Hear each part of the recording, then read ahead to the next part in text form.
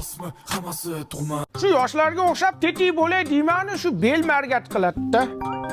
Alo, qizim. Bobojon, srochniy xonamga kiring iltimos. Xonandaman qizim, gapir.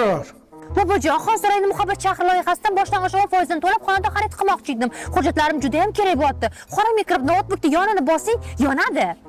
Yoqdim qizim. Sichqonchani ko'rdingizmi? Chichqon? Ko'rdim chichqonni. Xonanda to'p o'ynama deganman. Qizim chichqon ko'payib ketibdi xonanda. Yo'q, stol ustidagi sichqonchani aytyapman. Ha, ko'rdim. Chichqonmi bu?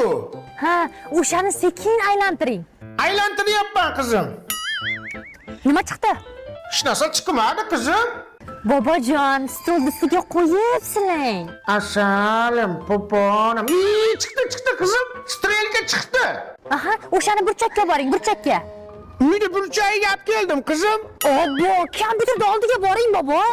Katta odamning haqqimada. Rabotchi stol ustida papka turibdimi?